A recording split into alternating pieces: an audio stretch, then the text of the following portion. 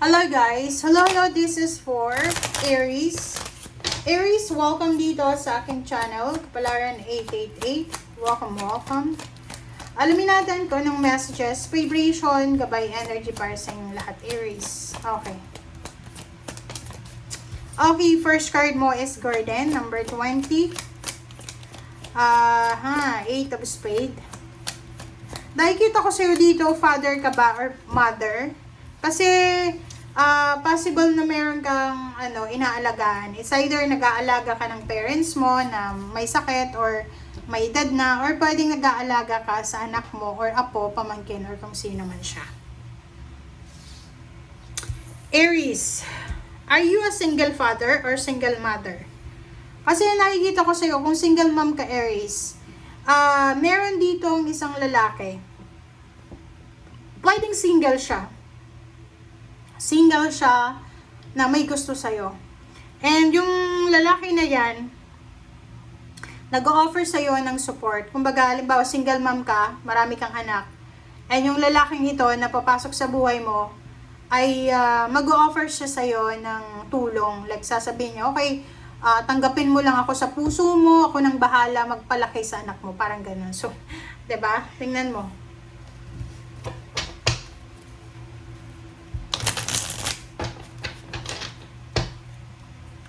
Or pwede din dyan, may mga Aries na siguro nagtatrabaho ka, babae or lalaki ka. So, may kapatid ka siguro, pamangkin, na pwede mong hinga ng tulong para bantayan yung anak mo. Parang ganun. Okay. King of Swords, 7 of Pentacles, the Empress, OMG, King of Pentacles, Shadow. Okay, Aries. Kung makikita mo dito, sinasabi ng bara sa'yo na there's a direction, financial direction, ang tinuturo sa'yo ng universe. Kumbaga, the universe is pointing out kung saan ka pwedeng mag-apply ng trabaho, sino yung mga taong pwedeng lapitan mo in case na kailangan mo ng finances. Like, halimbawa, ang tagal mo nang nag-aantay ng promotion, salary increase, pero hindi ka ma-promote. And yung King of Swords, may kakilala ka sa either air signs, Gemini or Libra, Aquarius, na posibleng ititempt ka. Diba? Nasasabihin sa'yo, Aries, bakit hindi ka mag-apply doon sa pinagtatrabahuhan ko? Mabilis lang doon ma-promote, mabilis tumas yung sweldo. So, there's a promise of new beginnings here. Okay? Na parang sinasabi sa'yo dito, Aries, na nasa iyo yun. It's up to you. Ikaw yung magdedesisyon kung tatanggapin mo etong offer na to. It's financial offer, financial help, or financial breakthrough, financial level up. Kaso lang, kailangan mo din ihanda ang sarili mo. Kasi, like halimbawa, ilang taon ka na dyan sa pinagtatrabuhan mo, Aries. Tapos, dahil sa na-boring ka, dahil sa na-disappoint ka kasi hindi ka ma-promote, papasok ka as parang trainee sa isang company. 'Di ba?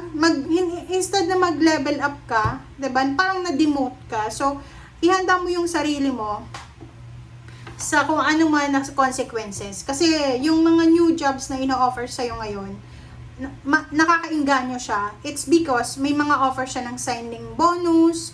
Pag sign mo, may bonus ka or kung ano pa man. So, kaya pwedeng matempt ka talaga. But sinasabi ng baraha, mag-iingat ka. Okay. King of Swords and 3 of Pentacles. Oh, 'di ba? Sabi ko sa iyo there's someone here may isang tao dito na parang tinitempt ka talaga. It's either business 'yan na gusto niyang makipag-collaborate sa iyo or ikaw yung makipag-collaborate sa kanya. Gusto niyang mag-invest ka sa talent niya, parang ganun. So, please comment below. Okay? Diba? Sabi ng baraha sa'yo dito na isang direksyon, level up talaga to, travel, relocation, negosyo, parang yon.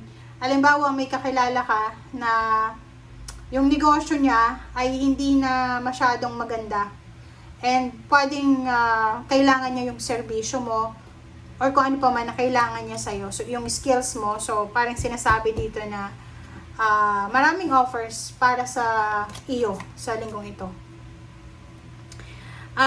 Eight of Swords. Sinasabi ng bara sa usaping promotion, salary increase, higher position. Imposible pa sa linggong ito. Walang promotion, walang celebration, walang congratulatory messages ka na matatanggap sa linggong ito. Imposible pa. Kumbaga nakahang pa siya sa ngayon, wala pang sigurado. Okay, Empress. Pero, yun na nga, sabi ko sa'yo kanina, may mga new approach ng financial success dito. Maraming mag-o-offer sa'yo ng bagong trabaho, bagong negosyo, or bagong sources of income, lalo na sa internet. And nakikita ko sa'yo dito na sobrang motivation yung mararamdaman mo, sobra kang excited. Okay? Love life. So, sinasabi ng Bera sa'yo dito na isa sa mga possible na magsisimula na magdadala sa'yo ng excitement is love life. Another is, yun nga, bonuses. Pwedeng yun, may mga promise ng signing bonus or kung ano pa man na payments or payouts. Sa linggong ito, Aries, medyo magmumuni-muni ka. Medyo magre-reminis ka ng mga nangyari sa iyo sa nakaraan. So, maaalala mo yung mga panahon na marami kang pang pera, may trabaho ka, may business ka, yung hindi ka pa naghihirap financially, yung mga like nung bata ka pa siguro na relax ka lang, wala kang obligations, wala kang duties, wala kang bills, ganito. So, nakikita ko sa'yo dito na mag-i-imagine ka this week. Diba? Dati, parang yun, marereminis mo din na dati hindi ka nahihirapan financially. It's because may mga tao na sinusuportahan ka financially, may mga tao na binabayaran ka sa serbisyo mo, or may mga tao na may mga, kumbaga, tumutulong sa'yo. Diba? Parang yun yung marirealize mo sa linggong ito. Parang i-compare mo yung buhay mo ngayon sa buhay mo dati. Meron ditong Aries na medyo malungkot siya. Nakakaramdam siya ng pain and heartaches, disappointments, and malungkot siya, disappointed siya.